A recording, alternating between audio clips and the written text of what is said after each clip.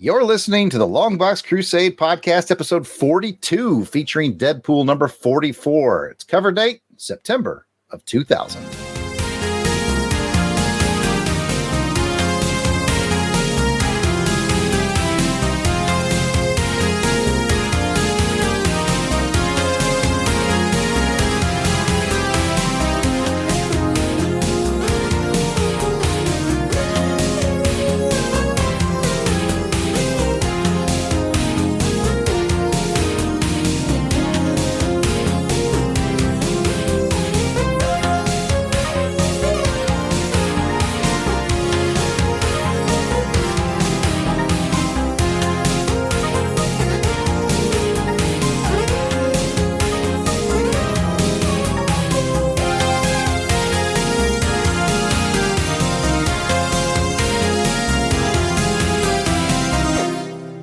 And welcome to the 42nd episode of the LONGBOX CRUSADE, the original LONGBOX CRUSADE, where it all started. I am your host, Jarrod Albrecht, the yard sale artist, aka Death Crow. The LONGBOX CRUSADE is a podcast where each episode, a random cover month and year is chosen, and then an issue is selected from one of the LONGBOX CRUSADE crew members' comic collection. Except in this case, it is from a Crusaders Club member, but it's also in Delvin's collection. It used to be in mine. I think I sold off my Black Panther run. Well, the part of it that I don't have hardbound anyway. Fancy. Anyways, each episode we will summarize, review, and reminisce about the issue, the ads, and the events of the time period. Joining me for this episode, I have two people. Jason's on vacation. Pat's doing some family stuff. So I will start with Delvin. 10 words or less. Delvin the Dark Web Williams, what is your current crusade? Go! Just taught a class in jiu-jitsu. I was proud. I like it. Well done. Well done. I'm professional over here, Jarrod. I'm not messing around. Proud of you. Teaching's fun. I know I've taught several self-defense classes myself. Good for you. Good for you. I can help you on the finer points of a head and arm choke from side control, if you like. And the bread cutter choke from side control. I mean, all the access, right? All the access. Just let me know. I will come to your place. I'll put a gi on you, and I'll be happy to choke the crap out of you. Full service. That's right. For just $1 a month, Delvin will come choke the crap out of you. Some people might like it. Never mind. You know what? Let's move on. We have our special guest. He's a Crusaders Club member. He stepped up when we put the announcement out on the Crusaders Club page, which is patreon.com/longboxcrusade. And he provided this episode's issue. It is Mr. Ezra Gallo. Do you currently have a crusade, and can you cram it into 10 words or less? Defeating the Legend of Zelda Tears of the Kingdom. Nice. Nice. Oh, that sounds pretty awesome. Yeah, I see my son working on that. It's very awesome. Yeah, it looks awesome. I definitely did the one before. It was at Breath of the Wild. Definitely interested in getting to the Tears of the Kingdom once I can wrestle it away from my son. Breath of the Wild, also cool. The best thing that I wasn't expecting was that all the horses you have in your stable on Breath of the Wild show up in the stable when you start playing Tears of the Kingdom. Oh, nice. So you don't have to catch new horses. So they're definitely not horsing, or you know what? Never mind. Nay. Nay, Jarrod, nay. My current crusade, 10 words or less. Go.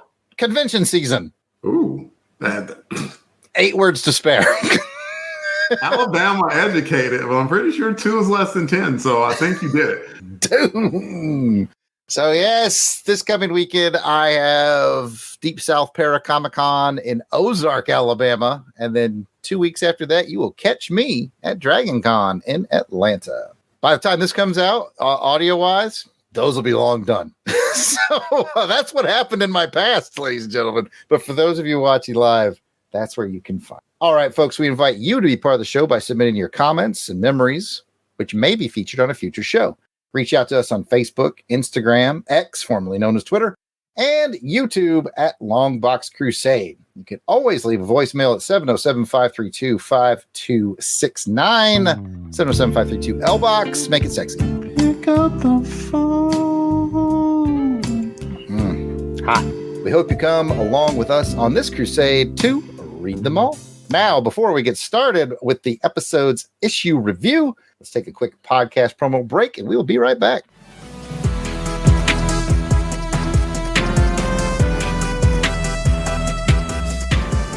$300,000 words, 5,000 individual entries, 453 pages, 271 stories covered, 80 original illustrations.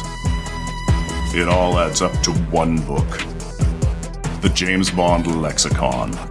The unofficial guide to the worlds of James Bond in movies, novels, TV, and comics by Alan J. Porter and Gillian J. Porter. Now available from White Rocket Books and via your favorite online bookstore. For more information, visit the companion website at jamesbondlexicon.online or follow us on Twitter at BondLexicon.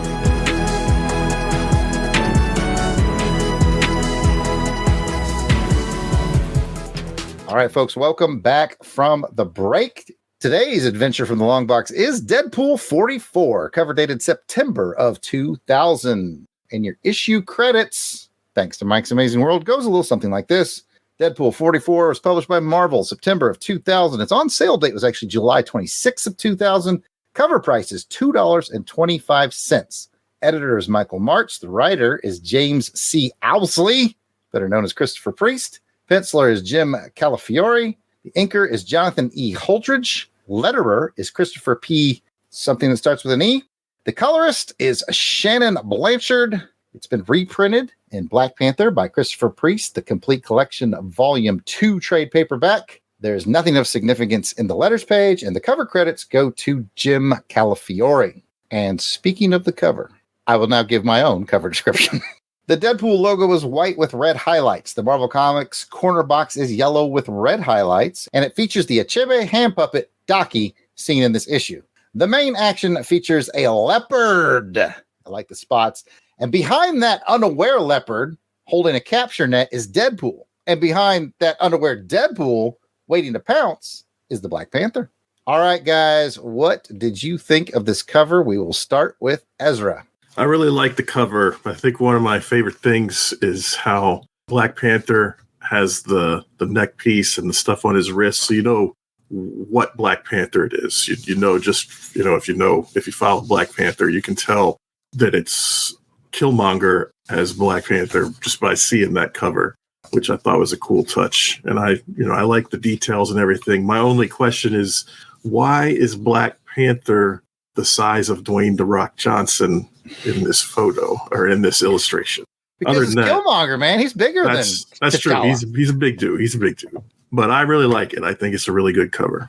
I wouldn't argue with you on that. What about you, Delvin? Cover thoughts? I was trying to Google the correct pronunciation of Chrissy. I think it's Eliopoulos, but don't hold me to that. That feels right, though. It feels like it does. It does feel like if I was forced to guess, I would have said Eliopoulos. In fact, Christopher P. Eliopoulos. There you have it, Pat, in the editing room, in case you need it. Very nice. For whatever reason, I was just reminded of on the Batman 66 show, they were crawling up. You know how they crawled up the wall sometimes? And then they were looking and they asked the guy randomly. It was like, yeah, oh, hey, what's your name? And the guy was like, Staphylococcus, Ralph Staphylococcus. But you can call me Ralph for short. Like, random. Like, what? Why? I guess someone needed to say the word Staphylococcus. Anyway, cover. It's good. And much like Ezra, I was wondering why in the heck was Black Panther so jacked? I was like, were they trying to 90s spy him where he was supposed to just look all friggin' diesel and everything? And then sure enough, as soon as I start reading, I'm like, okay, it's Eric Killmonger. That makes a lot of sense. And for whatever reason, I really like that, Deadpool sneaking up on the leopard, but he has that smile on his face and you can see the smile through the costume. I just thought that was a really cool touch. So really cool cover by Mr. Calafiore. What do you think, man? I concur with both you and Ezra. I really like, as you kind of were alluding to there, it's hard to do a cover like comedic with just image work. Sometimes you need to use a word bubble or whatever, but this is comedic because it's that two levels. It's that Deadpool is clearly pleased with himself about to bag the leopard. But what he doesn't know is there's a much bigger threat looming behind him. So it's like that, look behind you kind of moment. I really like the stacked head symmetry. I like the background that they used for it, which was a black background with sort of a blue glowing light going down the center. It just really makes everything really pop off the page. It's great balance. It's great art. It's great comedic effect. You get a cool 2.5D effect with Kill Panther being in front of the Deadpool logo. You get the net that actually kind of covers part of the corner box with the other part, or I can't tell. It's hard to tell. I think the cover box kind of lays over the net for the most part.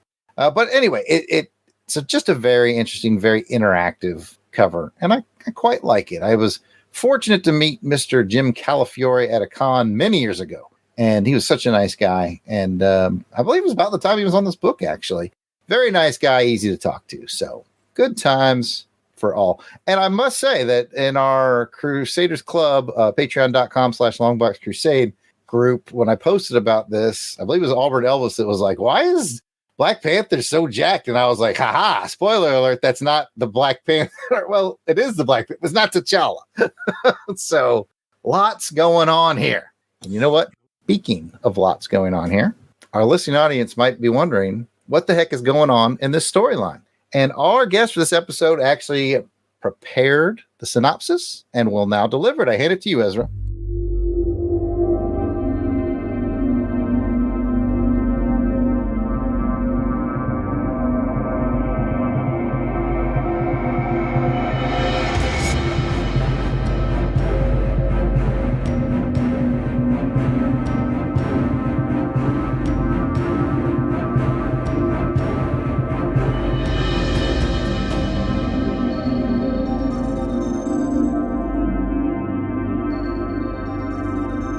All right, this issue begins with backstory from recent Black Panther comics. After losing a challenge from Killmonger, T'Challa awakens from a coma in a weakened state, stripped of the mantle of Black Panther. At the same time, a mysterious man approaches the Merc with the Mouth, Deadpool, requesting he recover his missing pet kitty. The man is Achebe, and the kitty is a rare spotted leopard. Deadpool takes the gig, and we rapidly learn the cat actually belongs to Killmonger, who, as the new Black Panther, is meeting with the Avengers about possible membership. Deadpool infiltrates Avengers HQ and transports the feline back to the Dead Lounge before getting caught up in a Goliath battle with Kill Panther and the other Avengers. But it turns out Achebe has double-crossed Wade Wilson. Where's the cat? Who stands to gain? And what will happen to Deadpool's hand puppet? Well done. We're going to have to replace a couple people that are normally on this podcast, I think, with one take Ezra Gallo there. It makes sense. Makes sense. You did a good job. Thank you for that. The only thing I'll add, and you can sign up, is you can cut it, obviously, but we were at that con together where you met Calafiore. I have my autographed copy right here in front of me. Nice. Awesome. I thought we might have been. That's cool. That makes us even better. Ezra and Delvin and I have been friends a long time, ladies and gentlemen. Going back to, we were at a con in 2000. Goodness gracious.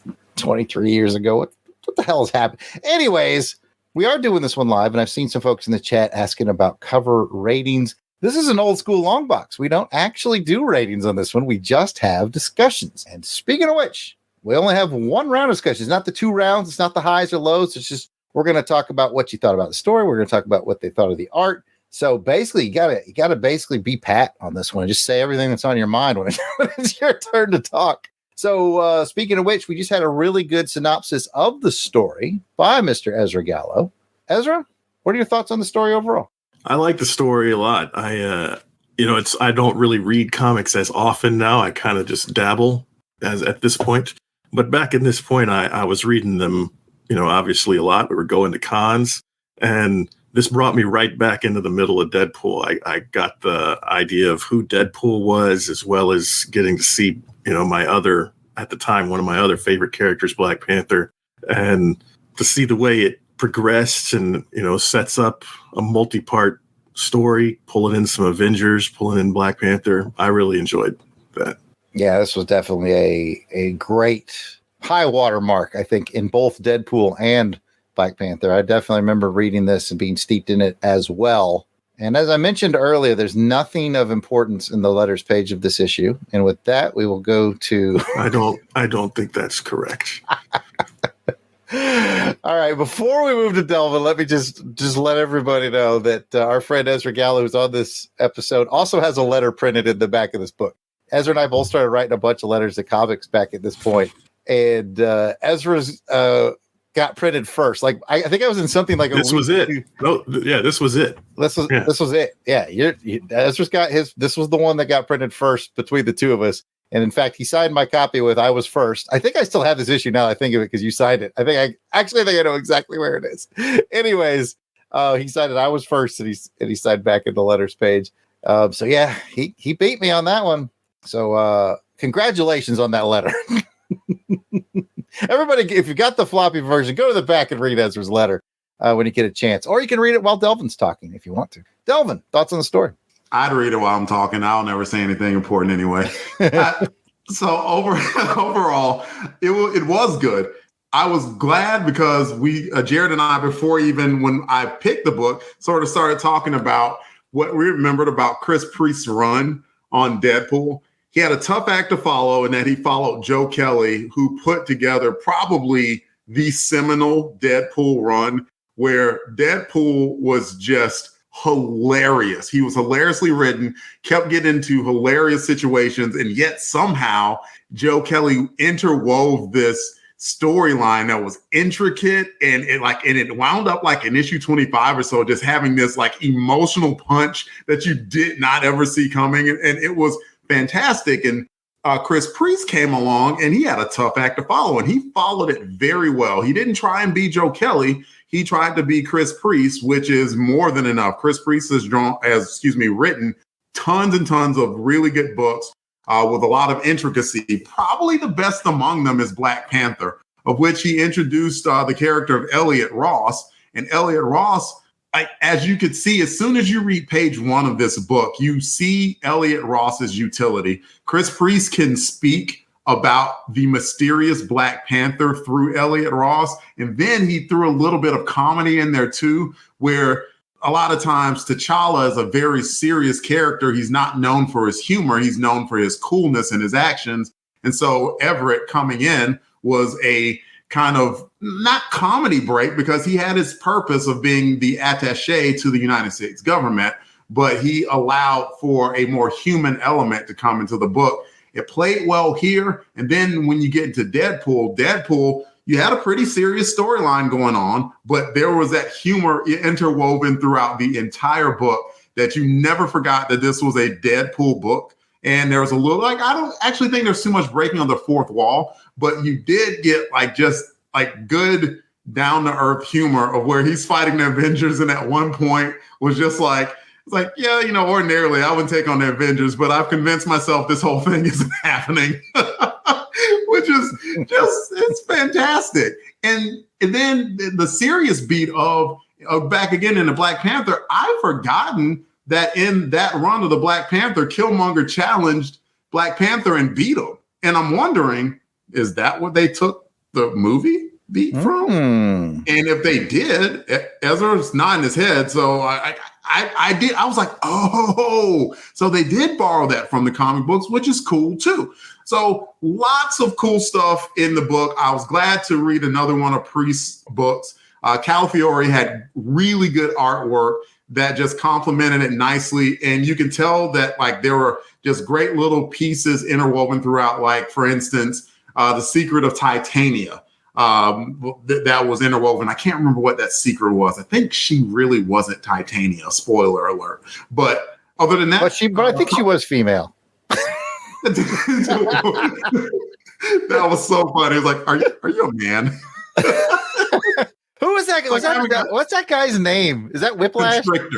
Constrictor. That's it was driving me nuts. It's probably a comic too. I probably read it. Yeah, I love that. It's I haven't gotten to see you naked either. That's not fair. It's just a lot of goodness in the book. Because you can have a book that's just silly, the movie Dumb and Dumber or something, but to have it silly but still have that great element in there of having a good underpinning of a story. Really good read. Absolutely agree. After I read this, I Googled one thing. The only thing I found about, you talked about, did they take the movie from this? And it just said that from all the various Googles, just said that most of the things that they took from comic books were Christopher Priest things into the movie. So clearly, wow. So that's all I could really find for what was taken from comics into the movie. I'm sure Chris Priest was like, thank you. Thank you. Pay me. Also, thank you. So listen, I think if we at least polled the three of us here, we said who had the best run on Black Panther ever, I bet we're 3 for 3 on Christopher Priest, because that man had the best run of Black Panther ever. Yeah, that combination of making Black Panther cool, and being the smartest guy in the room at all times and being prepared at all times. Like, dude, like, you thought you had me. I'm playing chess. Yeah, I let you win this battle, but trust me, that means I win the war. Just, but this is Black Panther. Well, I'm going to springboard from that with my thoughts on this story. It was great to read this because, like Ezra said, all of us, all three of us, right on this panel right here, were deep into comics at this time and really reading these crossover stories because Priest is writing Black Panther and he's writing Deadpool at the same time. So I did this sort of natural crossover. And just to underscore what Delvin said about Chris Priest, what a talent who can write this very sort of stoic and regal book like Black Panther, which was not devoid of humor. I think Everett Ross brought a lot of humor into the book, actually. So you could tell that Chris Priest was kind of a funny guy, but he wrote this really regal and powerful character, and it's very, stern at times. And then over on Deadpool, he's just being an idiot and having fun, which is what you need to do with Deadpool. I mean, dude followed Joe Kelly, who defined it. I mean, Delvin mentioned that already. And he did an amazing job. And just to take these two storylines and weave them the way he did, this was definitely a masterful and magical time in comics. So definitely a fun read, very funny. Delvin remembered before we even cracked this open, when I told Delvin what the options were and he picked this one, he was like, I think this is the Tom Cruise era of Deadpool, which for those of you who don't know, Deadpool, for some reason, I don't remember if it was an image inducer, if it was his actual face that just kept defaulting to look like Tom Cruise. What happened was, I think and Ezra chime in if you want to, I think he ticked off Death. Is that right? Yeah, that's how I remember it. That's how I remember it. Yeah, he ticked off Death. And as a consequence of ticking Death off, what Death did was change like a true part of his identity to where he got used to, of course, being that ugly merc, and that was part of his thing. And she made him beautiful. And he could not do anything whatsoever to get rid of that visage of the beautiful face. And so it was a running joke throughout the entire Priest run that people would look at him and it's like, say, are you Tom Cruise? Which was hilarious. The good times. So we definitely, by picking this issue, just got dropped into a very complicated, like I remember just in the reread about a week ago, I did this. I was like, man, this was a complicated time. I got a lot to remember and catch up on. But once I was in there, it was all good. So let's shift gears and talk about the art. We talked about Jim Calafiore being a pretty good dude. How do you like the way he draws them pictures, Ezra? I really like the art. I think the art is really indicative of the time period. I think it really encapsulates the art of the early 2000s, late 90s pretty well, at least, on these comic books and of, the Priest comic books and some of the Marvel comic book style. I really like the very first page where Deadpool is looking at the puppet, pointing the gun at him. From right there, that's a great, not the first page, but the first page with Deadpool, I should say. And I feel like that was just a really good start to the episode. And then there were episode to the issue. And then there were other pages throughout that really did that. And I thought the action was drawn really well, which, sometimes that's tough to do, but I was able to follow along with the action through the art really well. Yeah, I thought it was very much of the time, and it was easy to follow along and enjoy. I would concur with that. Absolutely. Delvin, you going to concur? I am going to concur. Largely agree with Ezra here. It was good artwork, good to great. And that is okay. Like, you don't have to have, and this is by no means like slighting Mr. Calafiore. Like he's kind of in that Herb Trimpe mold of like, is anyone ever going to say that their favorite artist is Herb Trimpe? Maybe, maybe not. I would lean more towards maybe not. But is anyone ever going to look at Herb Trimpe's work and say that that dude is nothing but the consummate professional, that he puts out great artwork, and you look at it, you can clearly tell who every character is in the book, and every character in the book is drawn thoughtfully? Absolutely. And I think that way about Mr. Calafiore. I thought all of his stuff was clear. His artwork was concise and good. I love how his Killmonger was bigger and bulkier like he should be. I was going to mention this on the cover. I love that if you paid attention, there are a couple of things that Black Panther, T'Challa, never wore. He never wore the headrest, the necklace that Killmonger has, and he never wears that skull like bracelet wrist thing. Those are two things that T'Challa does not do, but it's something that Eric Killmonger does. And it's such a nice way of distinguishing between the two of them. And you just found little touches like that throughout. The only issue that I had, and it wasn't with Mr. Calafiore, is with the colorist. There were a couple of times where I was like, wait a minute, is Tony Stark black? They sort of drew him like a little darker shade, and there was another dude in the book, Titania. Sorry, not a dude, definitely a chick. That's not what I heard. I don't know. So yeah, like Titania, there was a couple of times where she looked more like a light-skinned Black African-American woman, and not a, just as far as I know, Titania is, I don't know her full heritage, but white American female. So that was it. But other than that, like, it was really good artwork. I concur with you both. I think Jim's a talented guy. I think he's got a unique style. I think you can recognize him pretty quickly due to his style. It's from an art comic creating point of view, he tends to be really light on his line work. And I guess that would go along with his inker too. His inker's not inking him heavy. It's very light line work for the most part, it looks like to me. My favorite artistic touch. Hey, go Jarrod, ahead, real quick. What do you mean by that? As to not heavy lines, thin lines, not thick lines. That's how does that translate on the book? Break it down to me like I'm 5. Okay, well, basically, it's line thickness, line weight. It's a very thin line weight that he uses in there. Which, I mean, you can look at it, and if you compare it to, let's see, who's kind of Frank Miller tends to be heavier and darker. So you can kind of see it's a very heavy versus a light style. If that makes sense. That makes sense. That makes a lot of sense. Thanks. Like, no seriously, problem. I didn't fully know what you meant. I just wanted a little explanation. No worries. My favorite thing that they did artistically, which I'm sure Mr. Priest had some hand in as well, though, I really like the tech and it's difficult to translate tech like that in drawn art, but they did a good job. But where any member of the Avengers that's communicating over the monitors, they are not in costume, but when their images are transmitted to one another, they are transmitted. So it's just Tony Stark in a suit talking, but he looks like Iron Man when he's talking. And I can't remember who he was talking to, but it was the same thing. They weren't in costume, but they were through the transmission, which indicates that they have this very secure transmission that even if you hack in, you can't see who they really are. And I thought that was just a really cool and unique touch that the artist had to carry, really more so than anything. I could see, Priest going to Jim and saying, hey, this is what I want to do with the tech. I want him to be able to do this. And Jim probably sat there for about 2.5 hours going, how the hell am I going to make that work in the book? But they did. And it was a cool little thing because they didn't even really draw attention to it. You just kind of pick it up as you're reading along. That was my sort of favorite artistic little gimmick in the issue. Thought that was cool. All right. Speaking of the art pages and the interior of the book, we have come to the part of the show where we're going to pick our favorite page of art. If you could have just one page from this, you walk up to Jim and he's like, oh, yeah. Hey, Ezra, I saw you 23 years ago at a convention.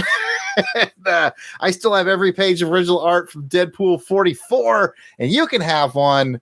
Ezra, which one do you think you'd take? Well, I'm going to cheat and take the page where across the top, it's a 2-page spread on the top half. It's Deadpool right kind of in the seam, and Goliath and She-Hulk are in there. Like She-Hulk's over to the side taking a beam to the chest, and the Wasp girl is flying in. There's all that on the top. And then on the bottom, there's a the rest of the fight going down. You got a fist punch, the big giant fist punching into Deadpool, all that.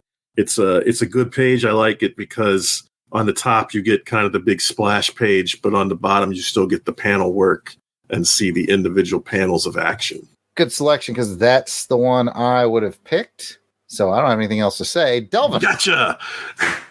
No, dude, you're on it. Because I agree. Make it 3 for 3. If I had to pick an honorable mention, it'd be the first splash page, which is just Deadpool holding the gun literally to his hand. It just happened to have Docky the puppet on it.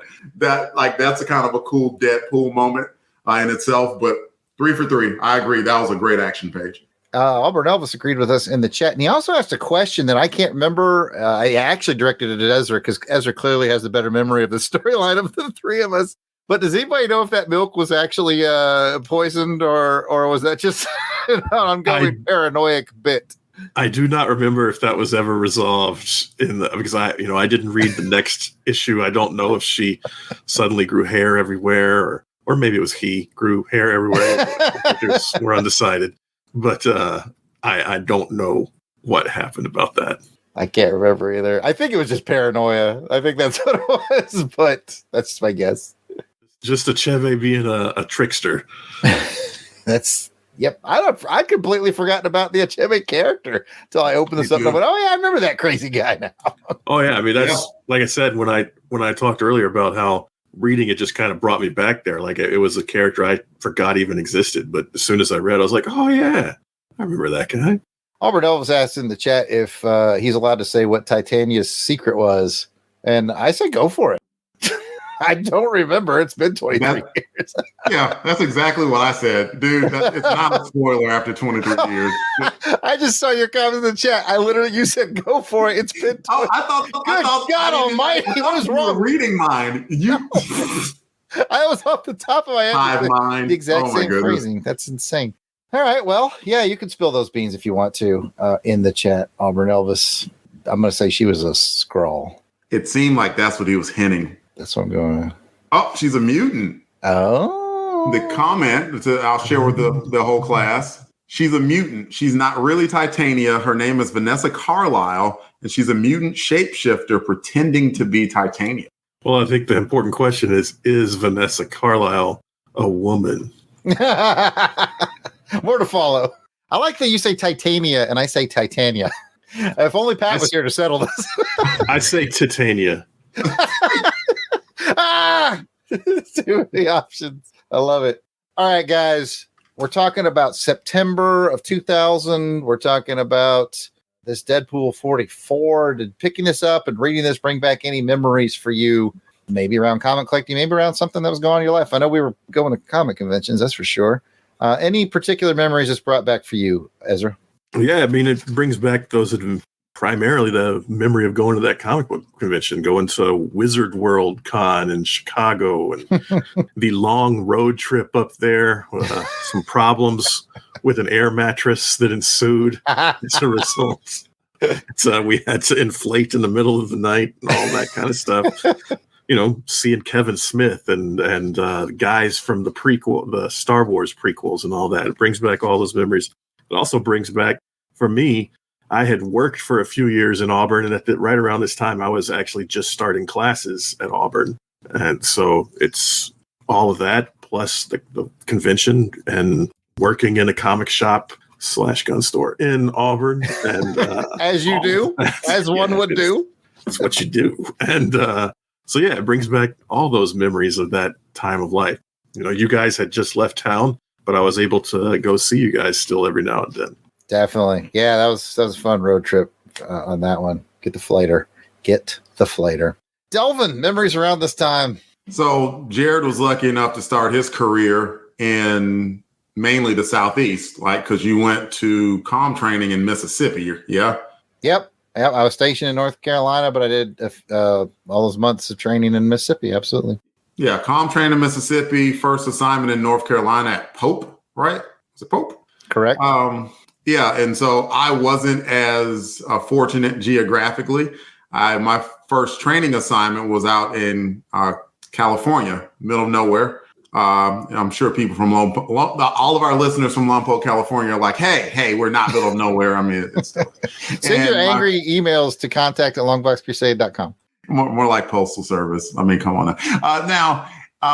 Then there would also, my first operational assignment was in Colorado Springs. So at that time I had moved to Colorado Springs. And while this didn't happen in September, it happened more in April. It's a funny story, especially with two Auburn buddies who know me very well, to mention that when I had to drive out there to Colorado Springs, I drove out there by myself, from California to Colorado Springs by myself. And as anyone at that time who had been on the road with me knows, that like I pretty much can fall asleep inside of about 30 to 45 seconds being in a car. And so I remember when I got my operational assignment, I was like, all right, I'm going to Colorado Springs. My folks were worried.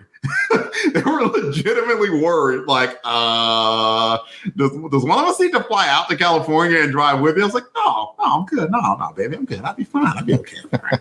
and I was. I mean, I knew enough to, if I felt sleepy, just like either like pull into a gas station, fall asleep, stretch, and keep driving. And so I made that drive. It was a long one, but I eventually made it out to Colorado Springs to start my or to continue my Air Force adventure. So, and I'm here. So that's proof positive that I did make it alive.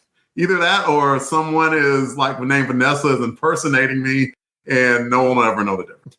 Well, I take some of Delvin's memories, some of Ezra's memories, shake them up. Those are mine. By September of 2000, I was done at comm officer training. I was back at Pope. You know what I had just done? I just moved from off base to on base. I got on base housing on Pope, which was awfully nice because I had my little motorcycle and I lived literally a half a mile from work. So I'd ride my motorcycle half a mile to work, half a mile from work every day. That's good. That's good times right there. You can set your alarm to about 7 minutes before you need to be at work and get up and still be on time. That's even better than class at Auburn. I would like set it 10 minutes before. So that's the only big thing. Aside from that road trip with Ezra, where we drove up to Chicago, and Ezra once I think cleared 4 or 5 lanes of traffic. I got that. Yeah, I got it. He said, "My brother. We were following my brother, and my brother took an exit suddenly. We didn't know he was going to get off there, and Ezra was about 4 or 5 lanes over to the left, and I was like, oh, we're going to have to swing around, and then Ezra just goes, I got this." And the last thing I remember was holding on to that little handle up by the and window. Your face was up against the window, and you were going, ah! But hey, we made it. He didn't cut anybody off. There was no horns blaring. Did a darn fine job. I did a quick mirror check, quick look over the shoulder. There was a path. Over there? It's good times. Those are our memories about around the time of this comic. If you've got some, we'd love to hear them. You can send an email to contact@longboxcrusade.com. You can make a comment on the Longbox Crusade X, Facebook, Instagram, YouTube, whatever. It's all Longbox Crusade. Come and find us. You know what? We're going to be right back. Hey there. I'm sure you know about the Capes and Lunatics podcast, but have you heard about the Capes and Lunatics Sidekicks podcast? It's a fun home for classic and new reviews of just about everything. We have the Ultimate Spider Cast, where we cover everything Spider-Man. The Quantum Zone, where we talk the classic Marvel character Quasar and do deep dives on the cosmic side of Marvel. We also have Comic Capers, where we cover everything old and new in comics. Could be anything, any company, any decade. And we also have our Media Mondays, where we cover some kind of TV show, be it a Arrowverse current hit or our summer specials, where we do reviews of classic episodes of the Buffy the Vampire Slayer spinoff Angel. So, if you're a fan of pop culture and media, you should really check it out. And I promise you, you won't be disappointed.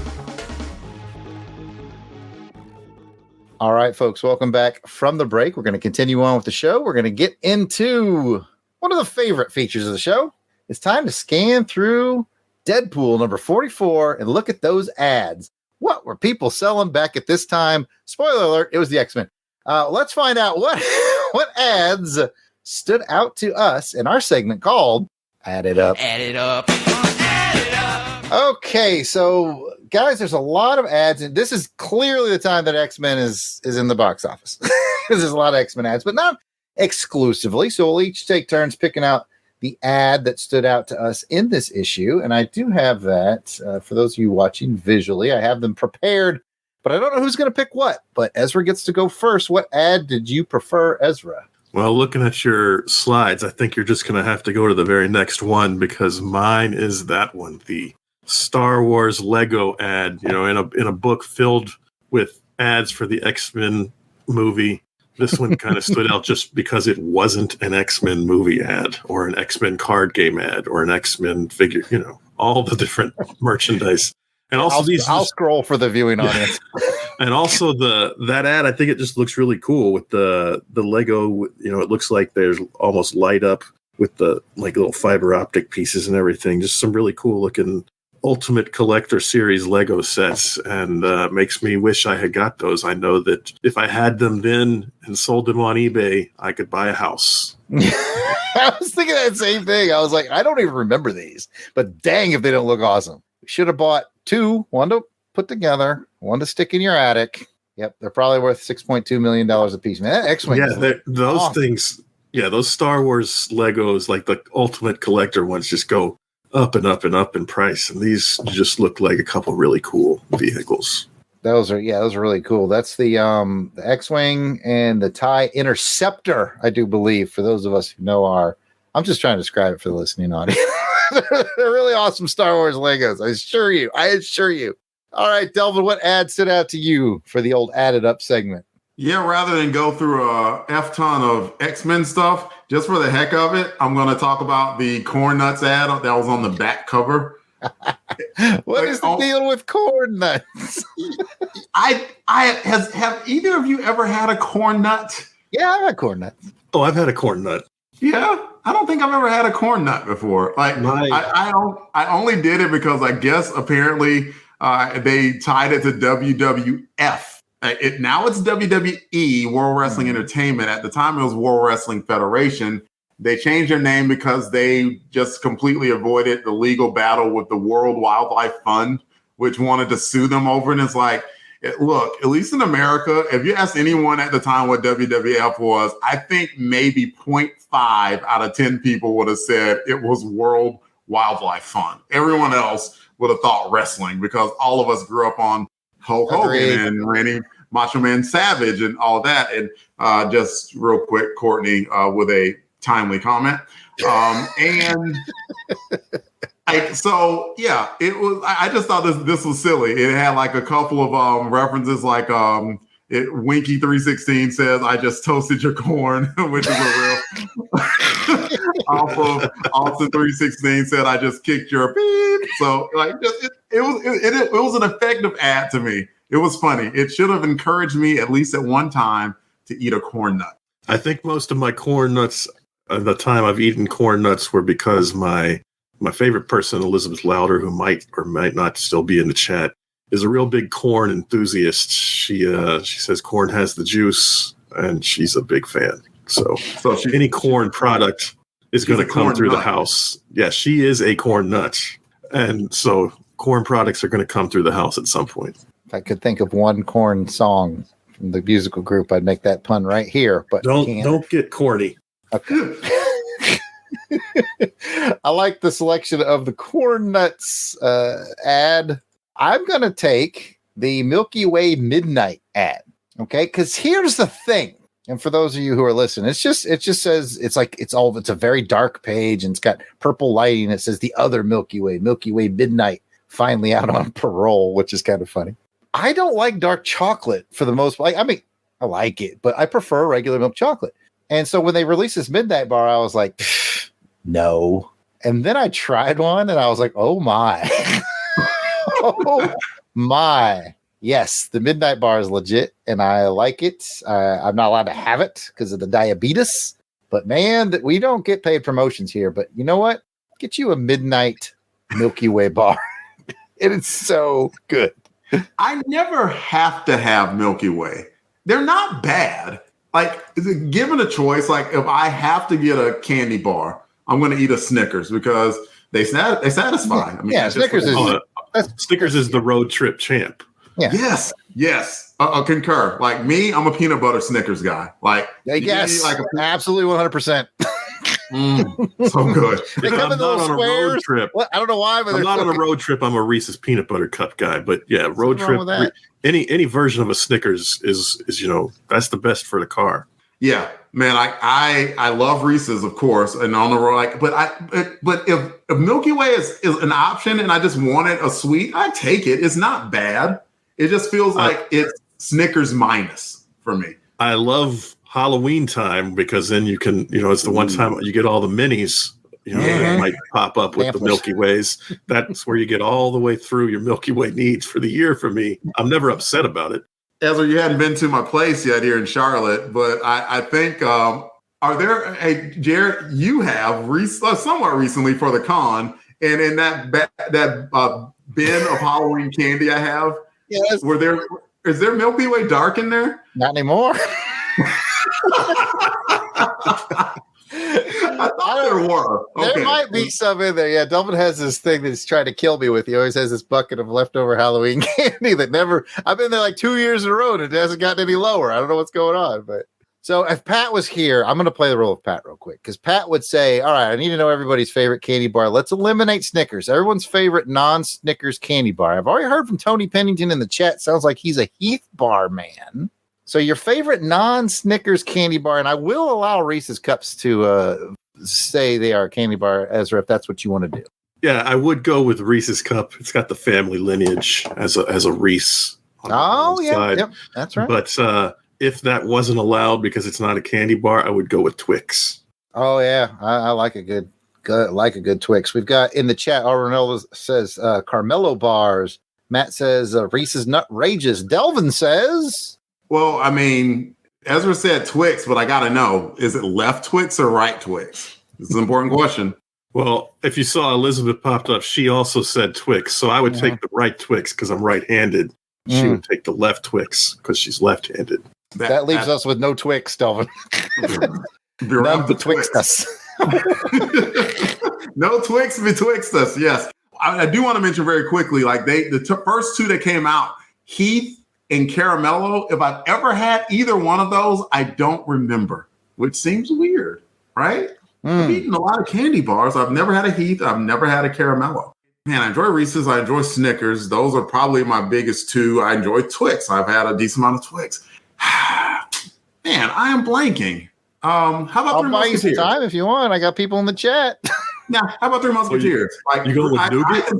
I consider Three Musketeers pretty much similar to Milky Way, though. I do too.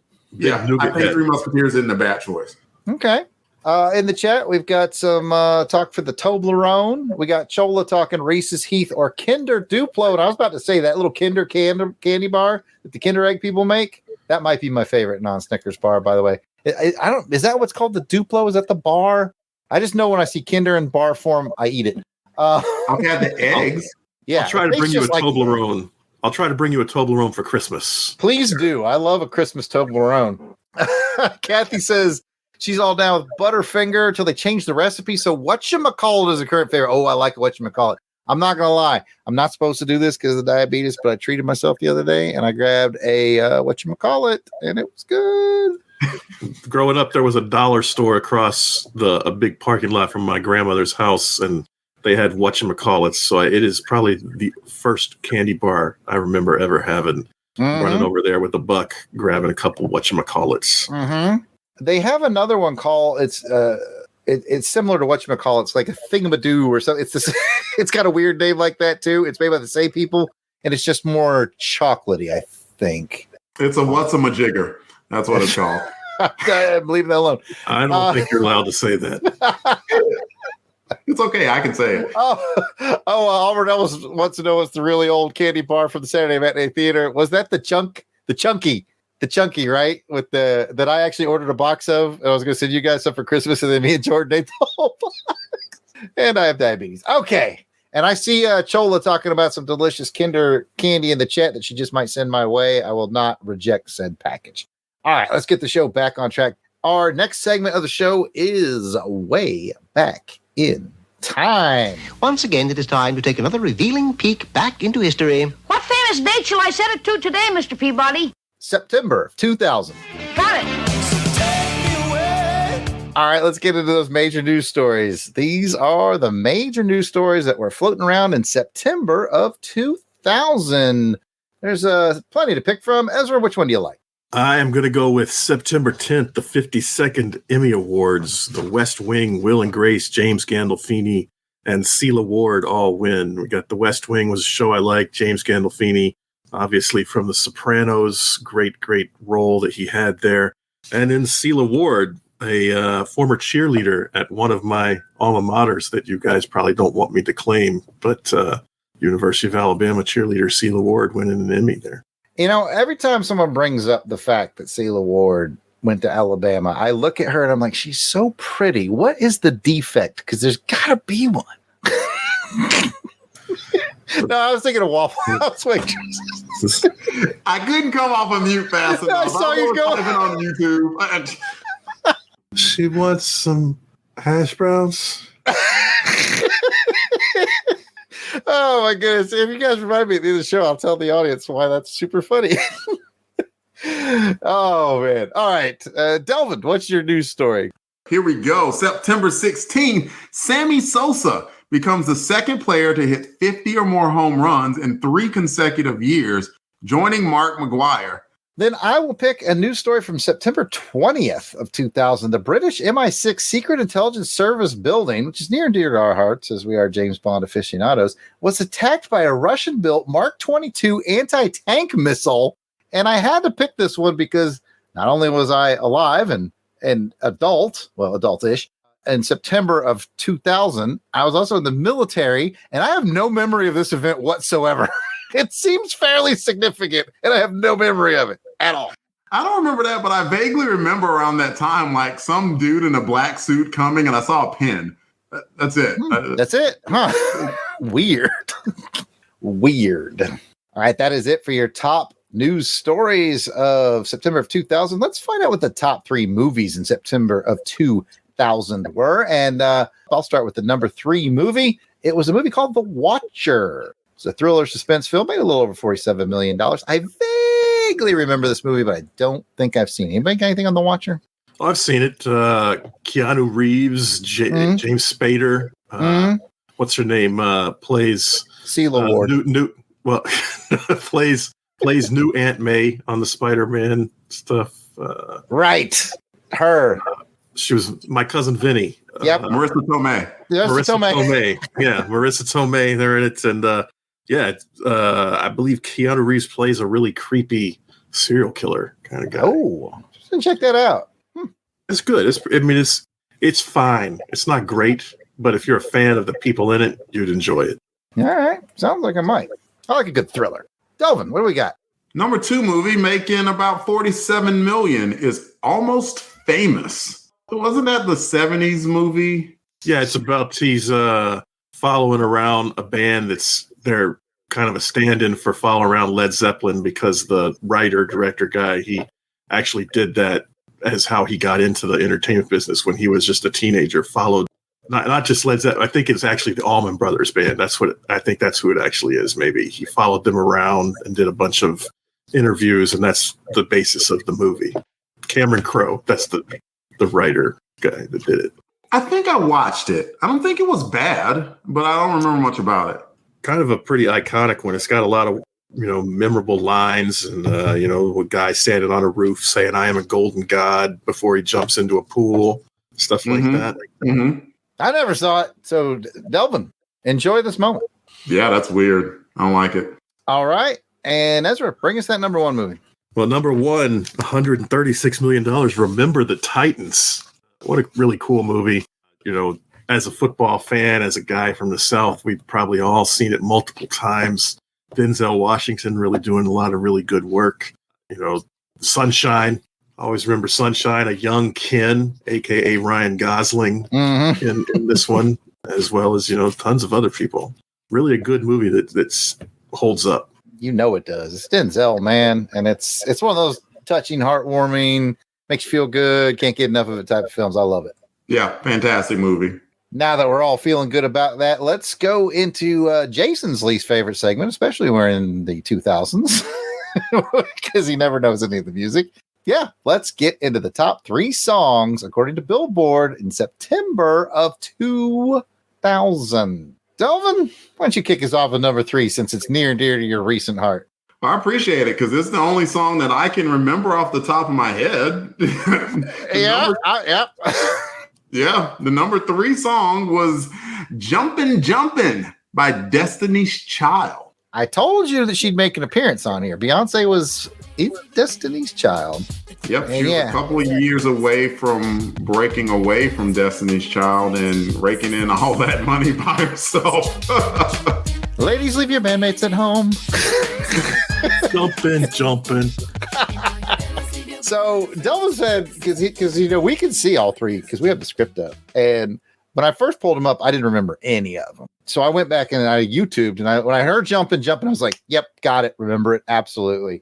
The number 2 song is Incomplete by Cisco. Nah, I was doing an incomplete joke. But you're right. It was Cisco. And I was like, okay, let's do it on YouTube. And I still don't remember it. I think it goes like Incomplete by Cisco. I don't know.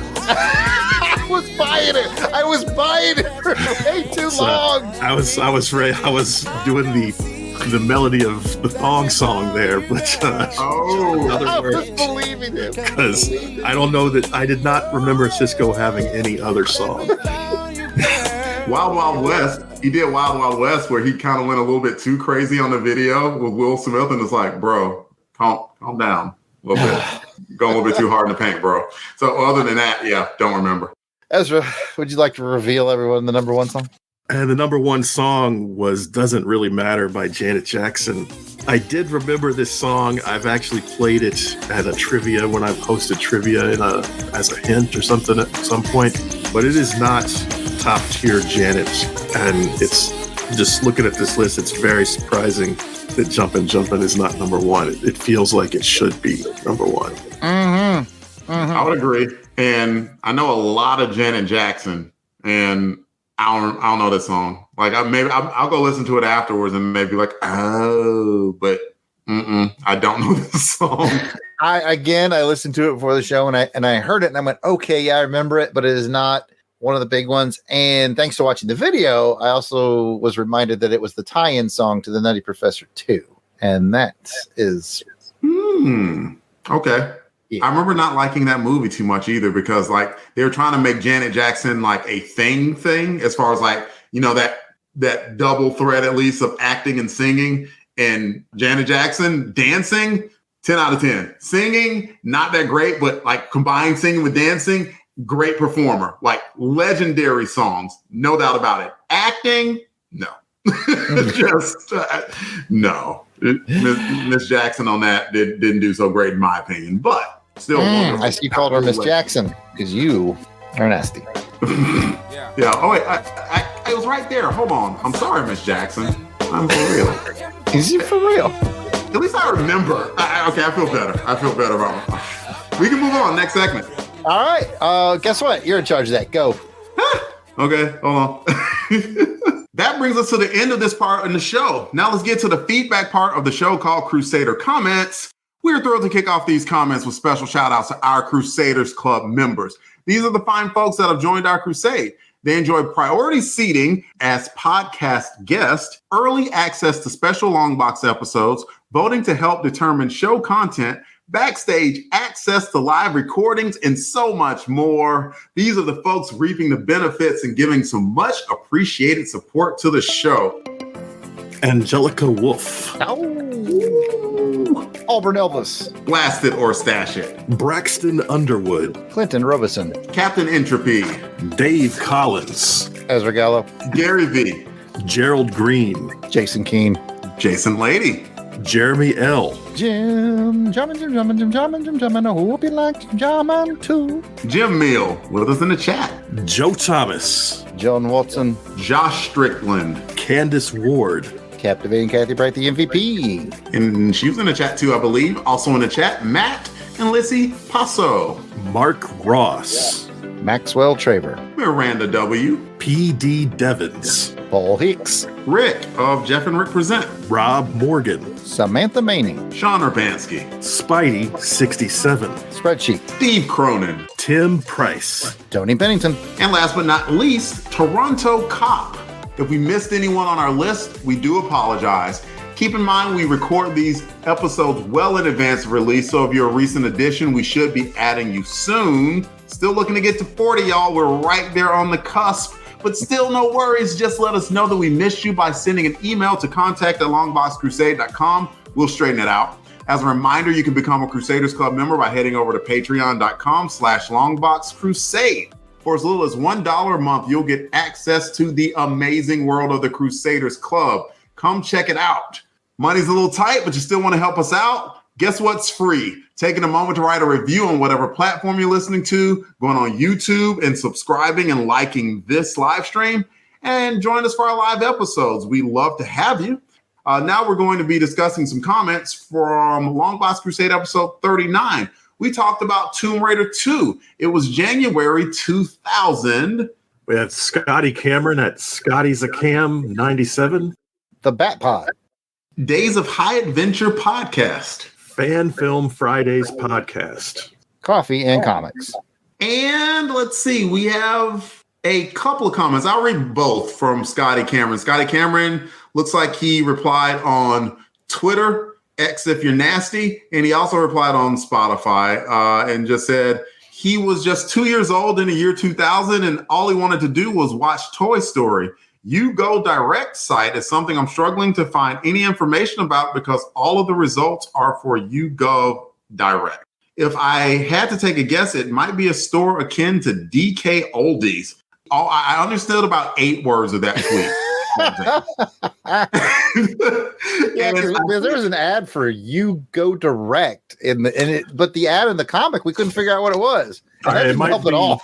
It might be back in that era. The Disney had a thing where they had the Go network. It was like go.com, and so it was going to be like there was ESPN Go was a thing for a while, and all these things they had, and it was a big network. The company that I used to work for actually had like joined up in this network. They were kind of trying to make their own sub internet almost on this big Go network. So it might be a reference.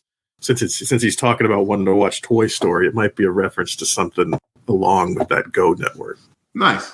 I said I was going to read both, but since there are only 3 comments, 2 of them are from Scotty. Jarrod, do you want to read the other Scotty Cameron comment from Spotify? Absolutely. Scotty's really helps out the show because he comments in multiple places. One of them was on the Twitter tweets, X if you're nasty. And the other one, I think, is from Spotify. I'm not sure, but, the more comments you can leave in different locations really helps us with the algorithm. So we appreciate that, Scotty. Scotty says, great episode. I haven't played much Tomb Raider or read much of the comics, but I always enjoy listening to the Longbox crew discuss comics. And man, I love that. I love the fact that you're here for us, regardless of what we're talking about. And oh, by the way, awesome games and awesome comics when it comes to Tomb Raider. Ezra, you have a lengthy comment to read there if you want to. From Glenn Peterman, says, man, I loved that series. I would appreciate it if you wouldn't run so long next time, Ezra. We're trying to run a professional outfit around here. I'm sorry. It's okay. It's okay. I'm also very forgiving. You can call us and leave us a voicemail, and we will play it on the show right here. Hi, this is Ezra, a first-time caller, long-time listener. I'm calling about the LONGBOX CRUSADE, particularly the episode about issue number 44 of Deadpool. I think one of the things that I enjoy most about that particular comic is the letters page. There are just some really insightful and fun letters by some really insightful and fun people. I hope you guys didn't miss it. And since I did that, someone has to call now and leave a comment about this live stream. You can call us at 707-532-5269. That is 707-532-LBOX. Pick up the phone. Thank you, Jarrod. And thank you to everyone for the likes, shares, follows, and comments. We appreciate your friendship and your help in spreading the word about this podcast. And that is the show. Be sure to check out the website, longboxcrusade.com, where posts will be made to chronicle our crusade. I want to thank Pat for not being here, Jarrod, Jason for not being here, Delvin and Ezra on this episode. But before we go, let's find out where the listeners can find us on the internet. We will start with Delvin. You can find me on Twitter/X, DEE_RAY1977. You can find me on Instagram, Delvin Ray. Ezra? You can find me at Easy Rooster. That's EAZY Rooster on Twitter/X, Instagram, Blue Sky, Threads, Foursquare. That's about it. Yeah. I was waiting bands, Reddit. I'm Jarrod Albrecht, the Yard Sale Artist. You can find me at Yard Sale Artist on Twitter/X, Facebook, Instagram, Skip Scabble, Snurfblots, Schnigglepoots, and swoop. I don't think those are real. Yeah, I think the last four off. You can check out my artwares at www.theyardsaleartist.com. Thank you for listening. We hope you've enjoyed this episode of Longbox Crusade. Of course, if you have a comment or question, email contact@longboxcrusade.com or check out Longbox Crusade on Facebook, Instagram, or Twitter, or X, or Snip Snap Skebbles, and until next time, take care, everybody, and join us next episode as we continue on the crusade to read them all.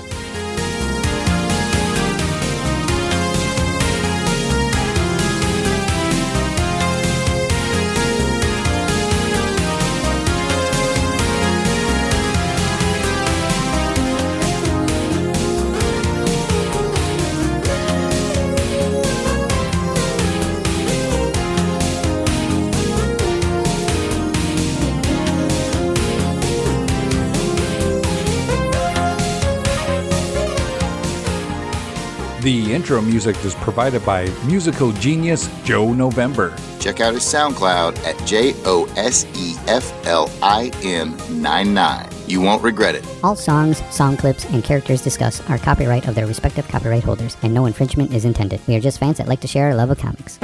Outtakes. Now, before we get started, this or add it up, add it up, add it up, add it up. See what you got. You got to add it up. Will they edit that out on? No, man, that'll stay. Ads. Let's get into the major news stories. Here, hold on. I'm sorry. That was rude of me. Take me away. I don't mind, but you gotta promise me I'll be back in time. Okay, we can start now. I apologize to everybody. It had to be done. Huey Lewis in the dark web. That's right. By the way, Ezra's already left a voicemail about this episode. True story. Yeah, I left it earlier today. That's wonderful. I'm sure he's like, man, there, that guest on the show was great. You should have him back again. That's my guess of what. Well, it is about something the guest may have done regarding this comic. Mm-hmm. Read them all. That's fun to say. Read them all. Read them all. Yeah.